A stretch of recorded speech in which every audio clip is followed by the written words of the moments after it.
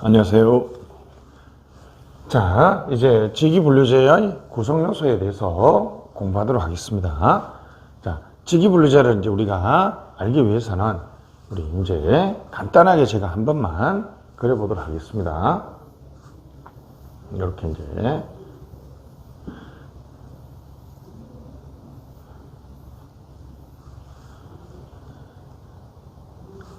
그래서 이제 동그라미가 크고 작고 너무 작네요.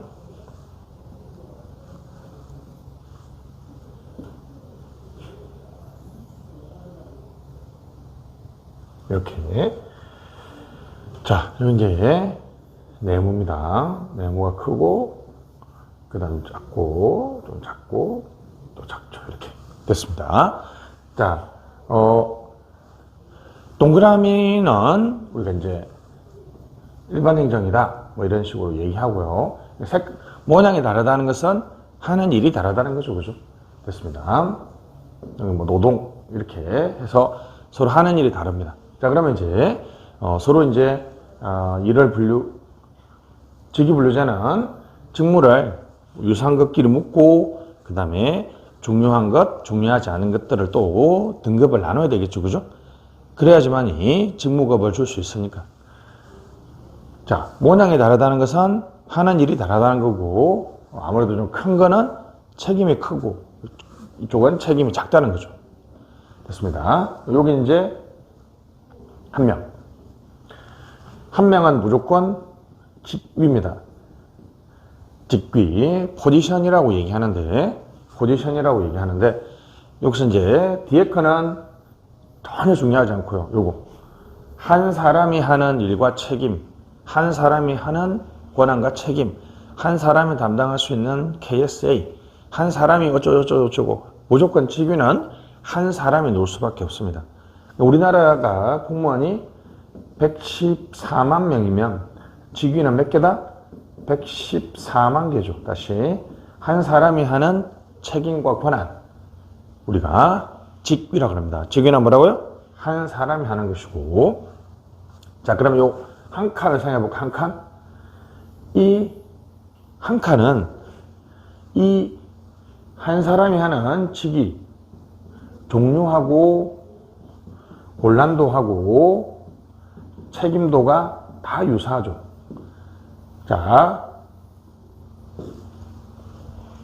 직위의 종류, 곤란도, 책임도가 상당히 유사한 이 묶음을 직급이라고 그래요. 직급. 그래서 클래스. 직급은 직무의 종류, 곤란도, 책임도.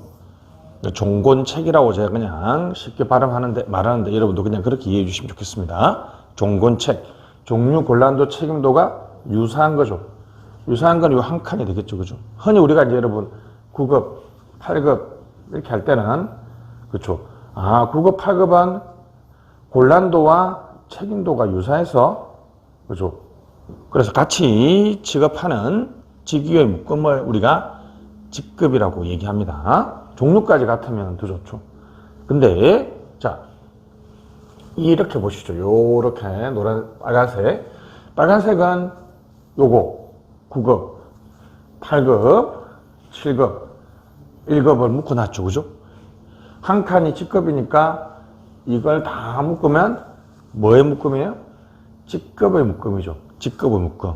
근데 보면 이 빨간색은 지금 사각형이니까 종류는 유사하지만 곤란도, 책임도가 다르죠. 이거는 9급이고 8급이고 7급이고 1급이니까. 그죠?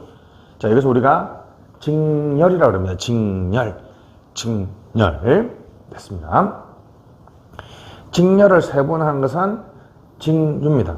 동일한 무언 내에서 직렬 내에서 우리 세분화한 것을 직류라고 그러고, 우리나라에서는 행정 직렬만 직류가 있습니다. 행정 직렬만 직류가 있고 나머지 직렬에는 직류가 없어요. 직구는 그냥 그림으로 하면 파란색으로 하면 요거죠. 지금 요 한 줄이 직렬이죠. 밑에 거도 직렬이니까 파란색으로 이걸 다 묶으면 직군이죠. 직군 됐습니다. 직군은 그냥 뭐에 묶음이다? 직렬에 묶음이다. 직군은 직렬에 묶음이다. 등급은 뭐냐? 등급은 종류는 상이하지만 곤책은 유사하다. 그러면 이거 방금 봤던 것처럼 이거는 직렬과 완전 반대네요. 그죠? 직렬은 종류는 유사하지만 등급은 종류는 다르죠. 여기는 곤책은 상이하지만 여기는 곤책은 유사하다는 거니까 여기 다시 위로 올라가 보면 바로 이거죠. 이거 무슨 색깔로 해야 되나요? 너무 색깔이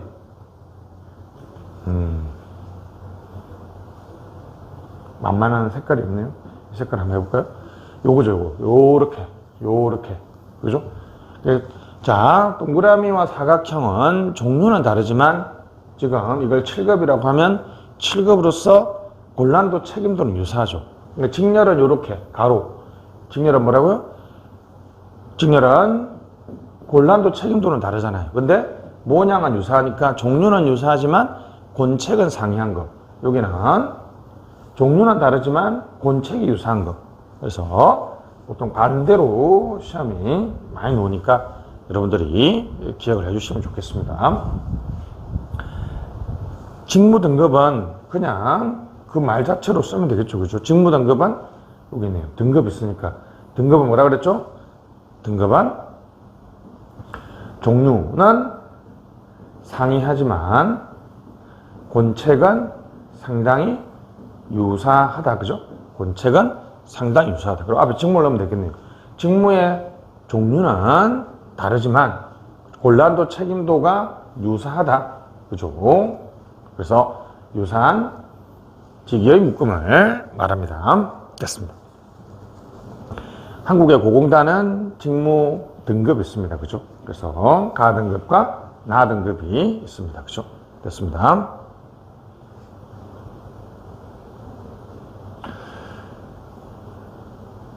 곤란도 책임도 요 종류는 빼줘야 되겠다. 그죠? 곤란도 하여튼 등급은 곤란도 책임도가 다르다. 곤란도 책임도가 다르다는 거.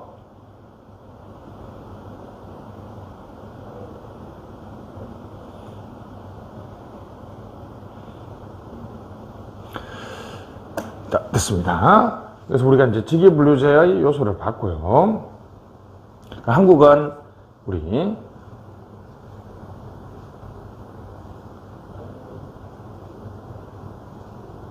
한번 해보면요.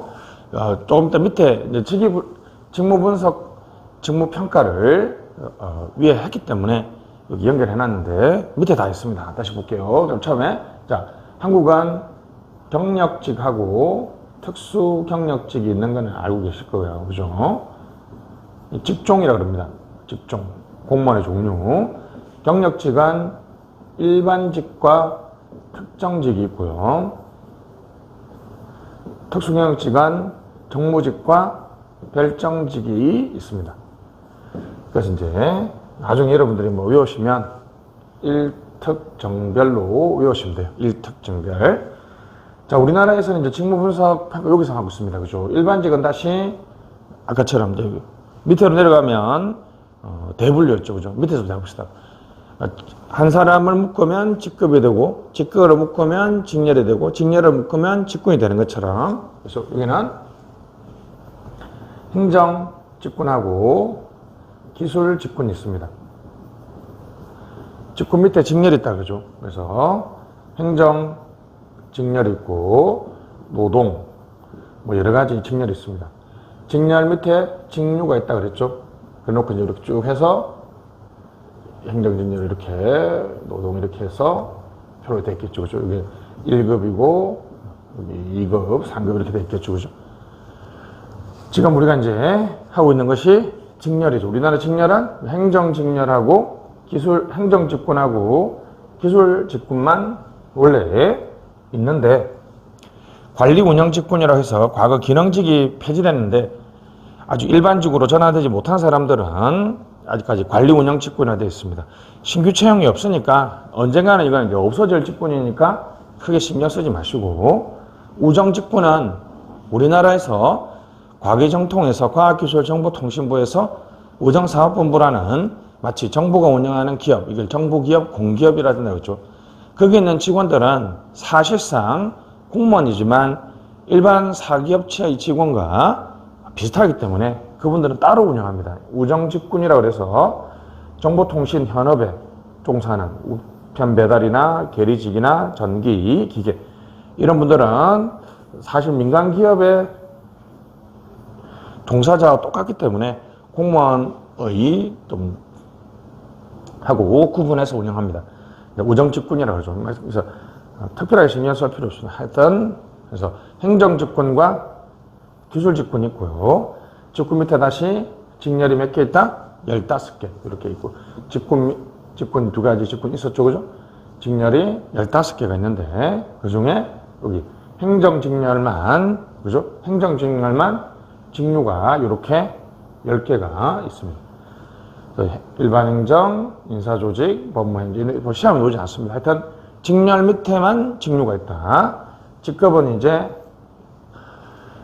1, 3급은 고공단이 되었기 때문에 이제 아직 고공단에 포함되지 않는 3급, 4급, 5급, 6급. 그렇죠. 6급이라는 것이 종군 책임, 종류, 곤란도, 책임도가 유사한 사람들의 묶음을 말하기 때문에 이쪽은 여러분들이 아까 보았으니까 보면 되겠습니다. 최근에 변화 중에 이 전문경력관이라는 게 있습니다. 전문경력관. 국공법 제4조의 특수업무 분야 연구지도 직렬의 공무원 종사 공무원에서 직군직렬을 계급 구분이나 직군직렬을 적용하지 아니합니다. 전문경력관 규정에 보면 됐습니다. 이거 시험 나왔죠. 무슨 공무원 중에서? 일반직 공무원 중에서 순환보직이 곤란하거나 장기재직이 필요한, 순환보직이 곤란하거나 장기재직이 필요한 분야에서는 인사혁신처장과 협의해서 전문경력관으로 우리가 지정할 수 있습니다. 전문경력관을 지원하면 이제 계급이나 직군직렬을 적용하지 아니하니까 이제 순환보직을 하지 않고 그 분야에서는 이제 장기 근무를 할 수 있죠.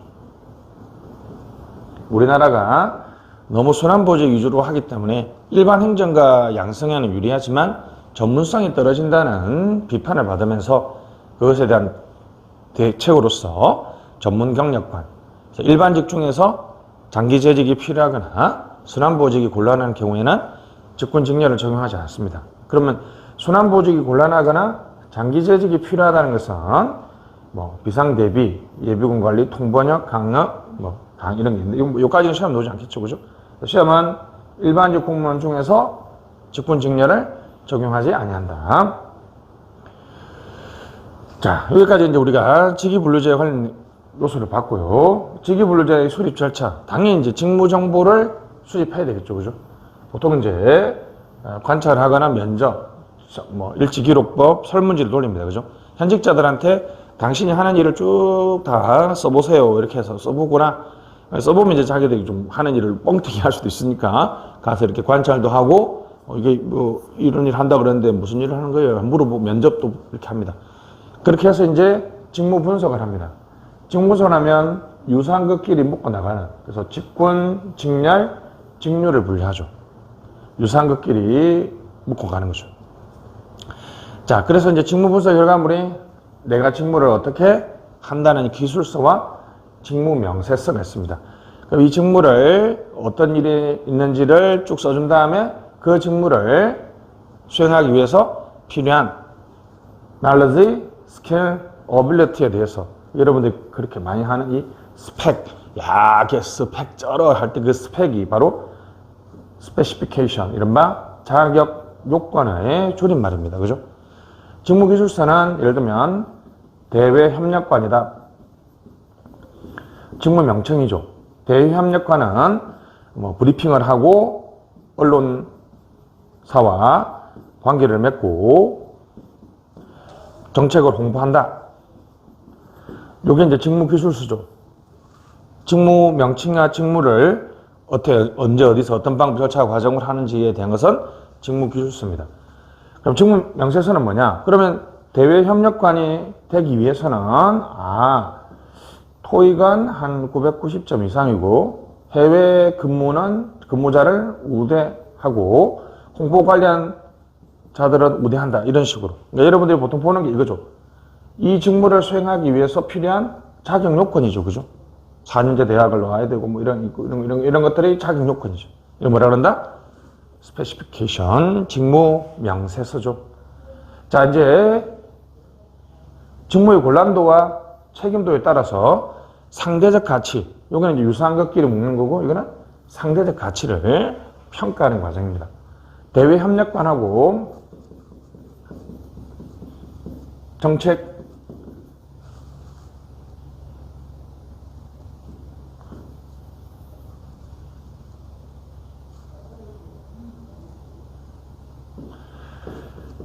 인사관리 과장님하고 됐습니다. 이렇게 보면 누가 더 상대적으로 직급이 더 높을까요? 이것은 우리가 직무평가의 과정입니다. 그죠? 인사관리과장님도 이렇게 무슨 일을 하는 거 있고, 인사관리과장님 하기 위해서는 어떠한 스펙이 필요한지가 있겠지만, 중요한 거는 이 직무와 이 직무 사이에 이게 4급이면 이거는 상급이다. 왜 4급이고 상급일까요? 이걸 이제 일정한 기준으로 평가를 해줘야 되겠죠. 그래서 우리가 직무평가입니다. 직무평가는 끝에 급자가 나옵니다. 그죠? 직급과 등급이 나옵니다.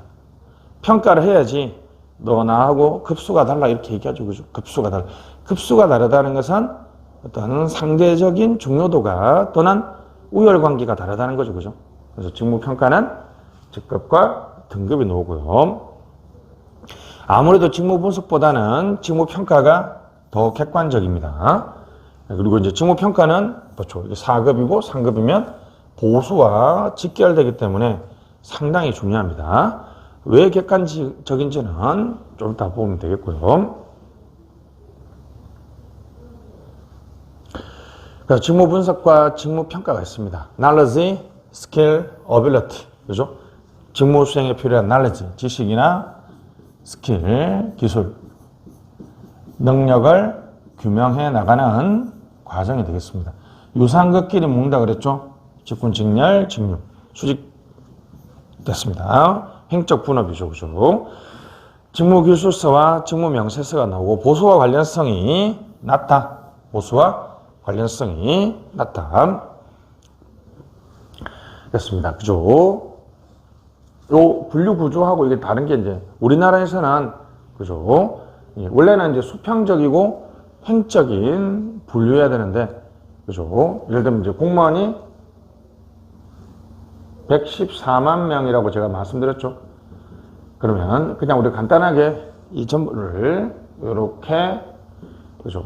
경력직하고 특수경력직으로 분류하고 경력직은 다시 일반직하고 특정직으로 하고 일반직은 다시 행정직군과 기술직군, 행정직력 이런 식으로 쭉 수직적이고 종적으로 이렇게 분류해야 되겠잖아요. 그죠? 이걸 쫙 합치면 114만 명의 공무원이 되겠죠.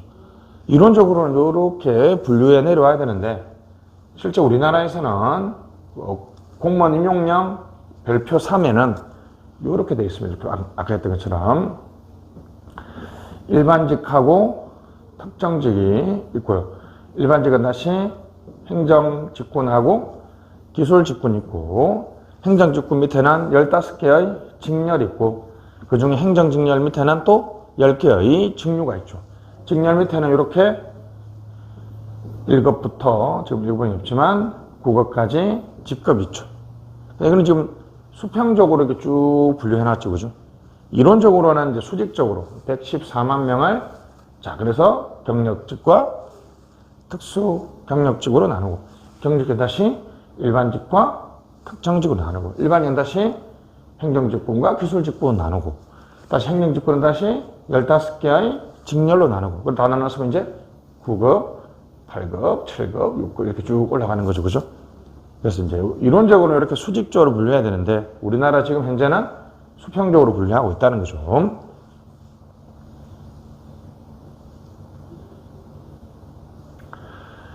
자, 직무평가는 뭐냐면 상대적 가치죠. 우열관계입니다. 권책을 나눠주는 거죠.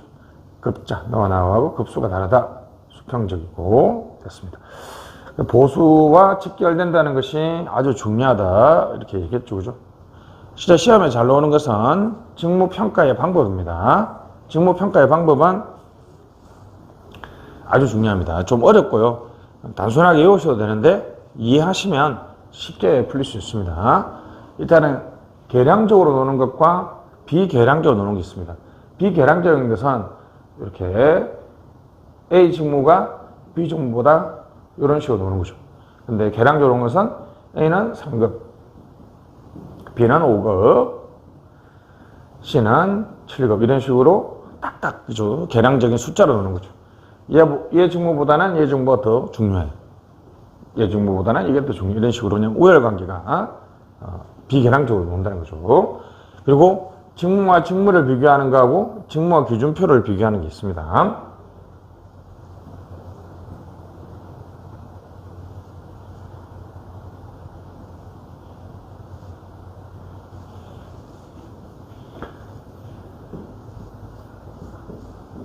자, 그래서 네 가지가 있는데요.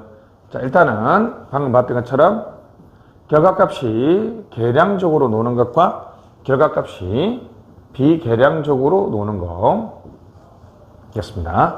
그리고 직무와 직무를 비교하는 거하고 직무와 기준표를 비교하는 게 있습니다. 가장 많이 하고 가장 옛날에 했던 게 바로 이거죠. 비계량적이고 직무와 직무를 비하는 서열법입니다. 그죠? 우열 관계를 그냥 나누는 거죠. 방금처럼. A, B, C. 이렇게 서열법이죠. A 직무가 B 직무보다 더 중요하고 B 직무가 C 직무보다 더 중요하다. 이런 식으로 그냥 우열 관계를 아주 주관적이고 직관적으로, 그죠? 총체적으로 나누는 거 아니죠. 그죠? 자, 근데 이렇게 하면 사람마다 아니, 나는 B가 더 중요하다. 이렇게 또 분석가들이 다툴 수가 있죠. 그래서 등급을 나눕니다. 그래서 이제 이렇게 해서 등급을 나눌 수가 있죠. 9등급, 여기서 1등급까지 이렇게 나눠서 사람들이 이제 평가하는 거죠. 아, A는 4등급 정도 되겠고, B는 한 7등급 정도, 7등급 정도 되겠고, C는 9등급 정도 되겠다. 그럼 이거는 지금 직무와 직무를 비교하는 게 아니라 A는 여기 등급표를 보고 나서 어디하고 비슷한지 보니까 직무와 기준표를 비교하는 거죠. 그죠? 근데 이게 숫자가 선생님 이게 4, 3 이렇게 놓으면 계량적인 거 아닙니까? 라고 하는데 그냥 우리가 이번에 이렇게 나눈 것 뿐이지 이걸 예를 들면 이거는 A등급, 요거는 B등급, A가 되겠죠. 그죠? 이거는 가등급, 요거는 나등급, 요거는 다등급 이렇게 할 수도 있고요. 그렇지 않습니까? 그죠? 아니면 여기는 대등급, 여기는 중등급, 여기는 소등급 여러 가지 이름을 붙일 수 있어요. 그냥 숫자가 붙였다 해서 이걸 계량으로 보면 안 됩니다. 그죠? 등급을 나눴어. 그죠? 보통 이제 연예인들의 등급표가 있잖아요. 뭐 S 등급, A 등급, B 등급, C 등급 이렇게 해서 각각 출연료가 결정되는 것처럼 이런 S, A, B, C는 계량적인 게 아니잖아요. 그죠? 그냥 우리가 말하기 편하기 위해서 9등급, 8등급 이렇게 하지만 9, 8, 7, 6, 5가 어떤 공식적이거나 법칙에 의해서 또는 어떤 기준에 의해서 놓은 게 아니잖아요. 그죠? 우리가 그냥 이번에 이렇게 붙이는 것 뿐이죠. 그죠? 자, 그런데 이렇게 하면 이것도 여전히, 이건 내가 보기에는 A등급은, 이 4등급 아닌데, 이렇게 또 싸울 수가 있어요. 그러지 말고, 그러면 우리가, 이제는 이렇게 계량적으로 한번 넘어가 보자. 바로, 직무와 기준표의 계량적인 방법은 이제 직무 평가 요소를 나눕니다. 그럼 예를 들면 A, B, C가 있는데 전부 다 인사와 관련된 업무를 하거나 B는 전부 다 조직에 관한 업무를 하거나 C는 예산에 관한 업무를 한다고 합시다. 직무 평가 요소로 우리가 보통은 방금 말했던 것처럼 이렇게 뭐 흔히 말하는 직무 수행의 지식이나 기술, 능력의 요소가 있습니다. 그러니까 직무 평가 요소별로 이렇게 나눠놓고 자, 지식이 얼마만큼 필요한지, 기술이 얼마만큼 필요한지, 능력이 얼마만큼 필요한지 이렇게 10점 만점에서 자, A는 지식은 한 7점, 8점, 7점 됐습니다. 그래서 A는 22점, B는 8점, 8점, 8점, 8점, 8점, 8점이니까 24점 이렇게. 직무 평가 요소별로 맞죠? A와 B를 비교하는 거 아니라 A가 이렇게 비교하는 거죠. 그죠? 기준표와 비교하는 거죠. 이것은 이제 점수법이라고 합니다. 점수법. 점수법은 직무 평가 요소별로 이렇게 만점을 해놓고요. 그래서 각 직무와 이 평가 요소 사이에 점수를 부여해서 점수를 합산하니까 이거는 아까처럼 국어 8급 같은 단순한 기준이 아니라 이거는 어떤 기준에 따라서 나오기 때문에 이건 계량적으로 할 수 있죠. 그런데도 불구하고 이것은 좀 문제가 일어날 수 있습니다. 왜냐하면 또 A 직무에 대해서 서로 싸울 수가 있죠. 나는 9점인데 너는 왜 8점이냐 이렇게 싸울 수가 있으니까 이제 요소 비교법 여기 있죠. 여기 직무 평가 요소가 있죠. 예를 들면 A, B, C라는 세 가지 직무가 있는데 이제 요 A하고 기준표하고 비교하면 점수법이죠. 직무하고 기준표하고 점수법인데 그렇게 안 하고 그러면 A, B, C 중에 지식이 가장 필요한 게 뭘까? 그러면 요소를 기준으로 비교합니다. 맞죠? 그래서 요소 비교법이에요. 자, B 직무는 지식이 10이 필요한데 A는 요거에 비교해서 한 9 정도, C는 한 8 정도. 기술은 C가 가장 많이 필요하고 B가 기술이 9, 여기는 7. 능력의 요소는 여기가 10, 여기가 9, 여기가 8 이런 식이죠. 다시 어떻게 해요? 요소별로 대표 직무를 선정하고 키자. 맞죠? 키자. 요소별로 대표 직무를 선정하고 그 요소별로 이렇게 비교하니까 이거는 직무와 직무끼리 비교하는 거죠. 보죠. B가 10점이면 C는 몇 점이에요? 이렇게 직무와 직무끼리 비교하죠. 그죠? 그래서 이것은 요소 비교법입니다. 설명드렸는데 잘 설명드렸는지 모르겠네요. 한번 볼게요. 시험 잘 놉니다. 서열법은 그렇죠. 방금 봤던 것처럼 비계량적이고 직무와 직무를 비교합니다. 그죠? 직무와 직무를 비교하죠. 나누지 않고 평가 요소를 나누지 않고 전체적이고 종합적으로 비교하죠. 가장 간단하지만 자율성이 높다는 거죠. 됐습니다. 그래서 이걸 서열법을 아니까 이제 등급을 분류하고 나서 그래서 분류법 등급이라고 합니다. 그러니까 등급 기준표가 있고 등급을 나눈 거죠. 이건 결국은 직무와 기준표로 비교하는 거죠. 직무와 기준표로 비교하는 겁니다. 그죠? 됐습니다. 서열법보다 세련되지만 정보를 많이 도입됩니다. 근데 이 등급법이나 분류법은 이것은 비계량적이다. 숫자가 뭐 9등급, 8등급 나온다 해서 그게 계량적인 게 아니에요. 그죠? 전체적이고 이것도 종합적이죠. 직무평가 요소, 그죠? 직무기준표. 그러니까 방금 봤던 것처럼 직무평가 요소별로 나누지 않죠. 위에는, 그죠? 나눠서 이제 점수를 부여하고 여기는 직무와 기준표를 비교한다는 거죠. 방금 봤던 것처럼 지식이 10점, 기술이, 능력이 10점이다. 그러면 A는, B는, C는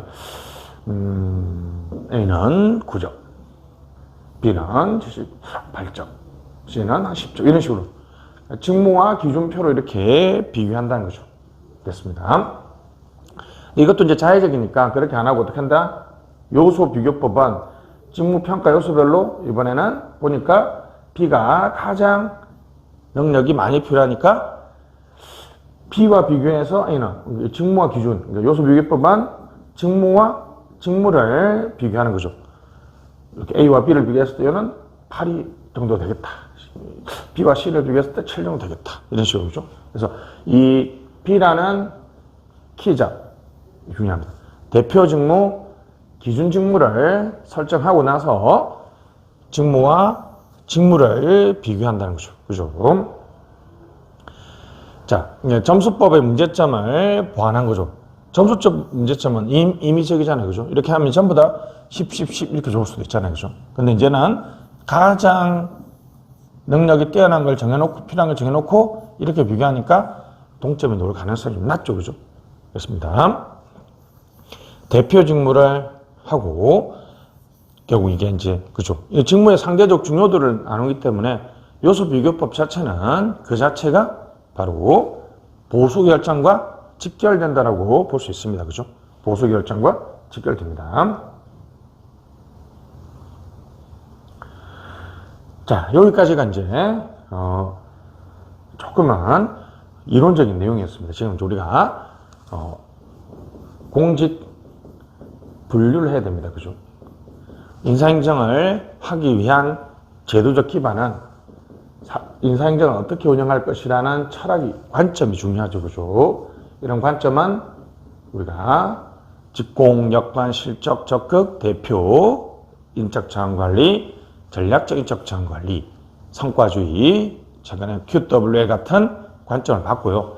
이제 인사를 누가 관장할 것이냐, 인사 관장 기관에 대해서 얘기했습니다. 그리고 공직 분류. 공직 분류는 이제 이론적으로 계급제와 직위 분류제가 있는데, 자, 직위 분류제를 하려면 직무 분석과 직무 평가가 있어야 된다는 거죠. 직무 평가는 서열법, 분류법, 점수법, 요소 비교법, 그냥 서분 점요로 외우는데, 하여튼 뭐 직무와 직무끼리 뭐 계량적이다, 비계량적이다, 이런 것들 나중에 보시면 되겠고, 여기까지가 이제 우리 방금 얘기했던 건데, 이런 이론적인 논의가 다 끝나면, 그러면 이제 한국의 공직 구조는 또는 공직 분류는 어떻게 되어 있느냐, 그죠? 봐야 되겠죠, 그죠? 아까는 약간 맛배기로 봤는데, 자, 우리 경력직 공무원하고 우리나라에서는 공무원 종류가 일반직 경력직 공무원하고 특수 경력직 공무원이라는 두 가지의 공무원이 있다고 그랬고요. 경력직은 1특이라고 그랬습니다. 그렇습니다. 일반직 공무원은 기술 연구, 일반 행정, 이거 기술직이죠, 그죠? 연구직, 행정직, 이렇게 얘기하죠, 그죠? 그래서 행정기술직, 우정직, 연구지도직이라고 합니다. 통상 9계급을 유지하고 있습니다, 그죠? 연구직은 연구관, 연구사, 지도직은 지도관, 지도사가 있는데, 이따 보시면 되겠고. 근데 이 행정직에서, 기술직에서, 행정직을 하겠습니다. 행정직에서 우리 9계급을 유지하던 기존의 어떤 전통을 2006년 일상급 공무원들을 고위공무원이라고 해서 시니어 이기큐티브 서비스, 그죠? 시니어 이기큐티브 서비스라고 해서 고위공무원단으로 별도로 운영하기 때문에 고공단도 새로운 공직 구조로 봐줘야 되겠습니다. 근데 특이하게 2006년에 도입됐다는 게 시험이 잘 놉니다. 2006년 때 좀 위에서 봤던 전문 경력과는 크게 바뀐 건 아닌데, 무슨 공무원 중에서 일반직 공무원 중에서 어떤 요건을 충족하면 직권직렬을 적용하지 않는, 그죠? 직권직렬을 적용하지 않는 것이 되겠죠. 특정직 공무원은 우리 업무에서 특이해서 일반직과 구분되는 공무원을 말하는데, 군무원이 대표적인 군인, 경찰, 소방 등 군무원 등이 대표적인 특정직 공무원이 되겠습니다.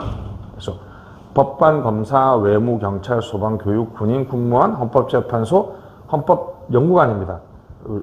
재판관은 우리가 아는 것처럼 국회 임명 동의가 필요하기 때문에 정무직이 되겠습니다. 국가정보원 직원, 경호공무원, 대법원장, 대법관은요 특정직입니다. 왜냐하면 법관이잖아요, 그죠? 근데 국회 인사청문을 받는다는 거죠. 우리가 정무직 공무원이 아니라는 거 잊지 마시고. 자, 그 다음에 검찰총장, 경찰청장, 소방청장, 해양경찰청장 등도 특정직인데 인사청문을 한다는 거죠. 이 특정직 공무원들은 담당 직무가 특이해서 별도의 자격 요건이나 복무 규율을 하고 있습니다. 그죠? 됐습니다. 여러분도 잘 알다시피, 그죠? 우리 경찰은 9급, 7급, 8급이라고 그러지 않고, 순경, 경장, 경사, 경위, 경감, 경정, 총경, 이런 식으로, 그죠? 쭉 별도의 복무 체계가 있죠. 군인도 계급 체계가 따로 있잖아요. 그죠? 됐습니다. 계급 정년제가 간간히 적용되기도 하죠. 그죠? 됐습니다. 최근에는 이 직종에 뿐만 아니라 이렇게 좀 사람을 뽑아 쓰는데 좀 특이한 방식이 있습니다. 이른바 시간 선택제 채용 공무원. 시간 선택제 채용 공무원. 이 시간 선택이라는 단어가 우리나라 단어로 바꿔서 이런 느낌이 되지만 여러분들이 가장 잘 아는 파트타임의 줄임말입니다. 파트타임의 한국식 표현이죠. 파트타임은 내가 근무 시간을 스스로 선택할 수 있다는 거죠. 그죠? 그래서 근무 시간 선택입니다. 그죠? 시간 선택제 채용 공무원입니다. 국가공무원법 26조에 2에 보면 근무 시간을 단축해서 임용할 수 있어요. 됐습니다. 소속 공무원 대통령의 제안바에 따라서 통상적인 근무 시간, 보통 통상적인 근무가 9 to 6, 주 5일이잖아요. 그죠? 그래서 9 to 6가 8시간이고 주 5일이니까 우리 법정 근로시간은 8호 40시간이죠. 그죠? 이거보다 짧게. 그럼 하루 단위로 하면 8시간보다 적게 해야 되겠죠. 그죠? 주 단위로 보면 주 5일을 근무하지 않는 거죠. 그죠? 임용할 수 있다는 거죠. 자, 임용령 3조의 3에 보면 시간 선택제 채용 공무원. 그래서 채용 공무원은 공무 규정에 따라서 20시간, 그죠? 20시간 였습니다. 5시간 범위 내에서 조정한다는 거는 플러스 5도 할 수 있고 마이너스 5도 할 수 있죠. 딱 좋네요. 그죠? 주 40시간 근무해야 되는데 통상적인 근무보다 짧게 하려면 38시간 이렇게 하는 게 무슨 의미가 있겠어요. 그죠? 20시간으로 확 줄여줘야 되겠죠. 그죠? 그래서 시간 선택제 채용 공무원은 20시간 플러스 마이너스 5를 근무하는 공무원을 임용할 수 있습니다. 자, 시선체는 통상 근무 시간보다 임용으로 하는, 그러니까 우리 방금처럼 주 5일 하루에 8시간 근무하는 사람보다 어떠한 우선권도 인정되지 않습니다. 시간 선택제 채용 공무원이라고 해서 뭔가 혜택을 준다든지 우선권을 준다든지 이런 것들을 인정하지 않는다는 거죠. 일종의 유연근무의 일환이죠. 그죠? 유연근무의 일환이죠. 기관 사정에 따라서 일종의 이제 워커 쉐어링, 잡 쉐어링의 한 내용이 될 수 있습니다. 그죠? 2014년부터 뽑기 시작했습니다. 무슨 얘기냐면, 좀 예를 들면 9시에 출근해서 6시에 퇴근합니다. 그러면 이게 주 5일이 가면 40시간이니까 요걸 1시까지 하고 1시부터 5시까지 합니다. 요건 이제 4시간이죠. 이렇게 5시간 5일로 하면 딱 20시간이죠. 그죠? 풀타임 하는 사람을 너는 오전에만 하고 오후만 하면 하나 일자리를 2개로 나누는 거죠.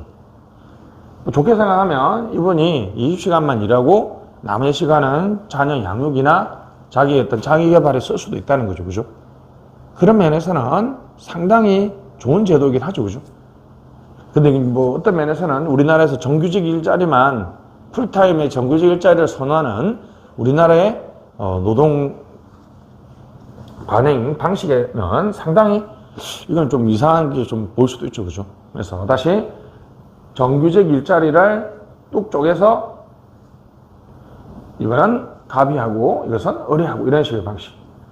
뭐 아니면 이런 식으로 하는 건 좀 그러면 월, 화, 수까지만 20시간까지만 갑이하고 수요일 오후부터 목, 금은 을이 하는 이런 방식도 있을 수 있고요. 플러스 5를 조정할 수 있으니까 이번 주는 월, 화, 수, 오전, 오후는 갑이 하고 목, 금은 을이 하고 다음 주는 월, 화, 수는 갑이, 을이 하고 목, 금은 갑이 이런 식으로 할 수도 있죠. 워크 쉐어링이라는 거, 잡 쉐어링이라는 거 알 수 있겠죠. 그죠?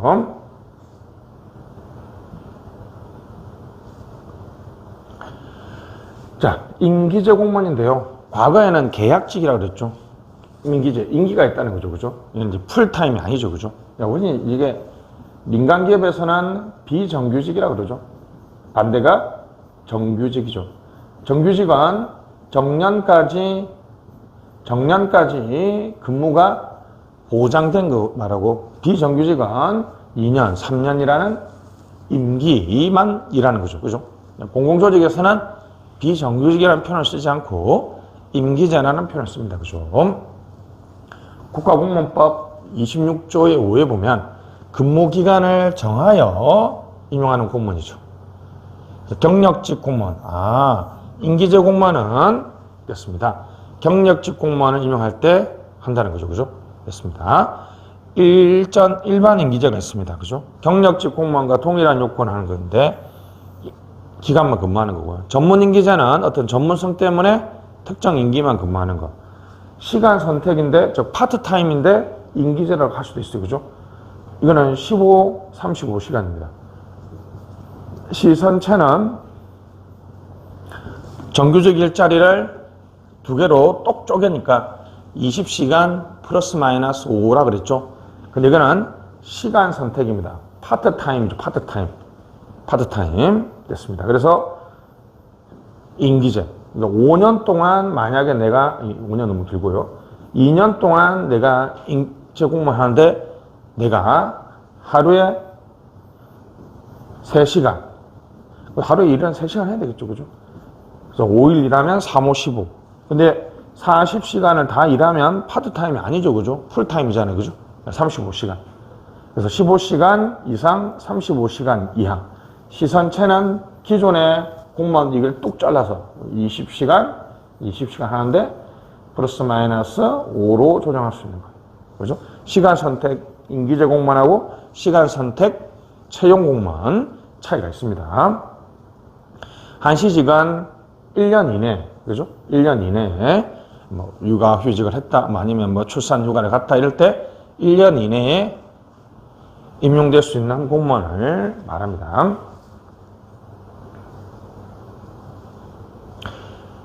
자, 2006년에 도입된 고위공무원 단위인데요. 이건 다음 시간에 강의하도록 하겠습니다. 이번 시간 수고하셨습니다. 안녕.